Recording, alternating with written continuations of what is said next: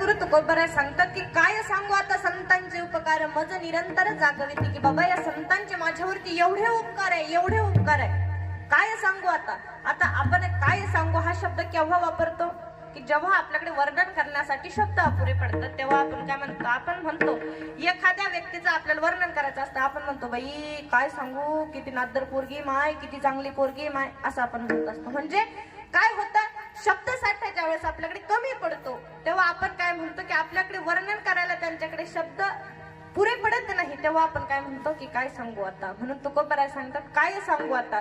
मग काय सांगू आता, तुकोबरायाने एवढे अभंग लिहिले, एवढे गाथा लिहिली, सगळ्या जगाला त्यांचे जगद्गुरु झाले. मग मला सांगा त्यांच्याकडे शब्दांची कमतरता असेल का, कमतरता असेल का, नाही.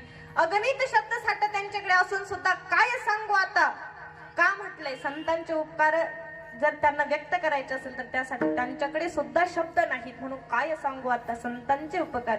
आणि संत काय करतात, मज निरंतर जागविती. मग जागवतात केव्हा, जागवतात झोपलेलं असलं तेव्हा. मग आता झोपलेलं, आता आपण एनी टाइम झोपलेला असतो का नाही, रात्रीचा कालावधी आपला ठरलेला असतो तेव्हा आपण झोपलेला असतो, एनी टाइम झोपलेला असतो का नाही.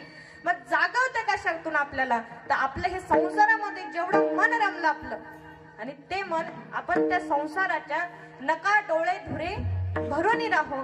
संसाराच्या धुंदीमध्ये आपले डोळे काय झाले, भरले, आपल्याला त्याच्यातून परमार्थ हा दिसत नाही. त्याच्यामुळे तुकोबराय काय सांगतात की काय सांगू आता संतांचे उपकार मज निरंतर जागविती.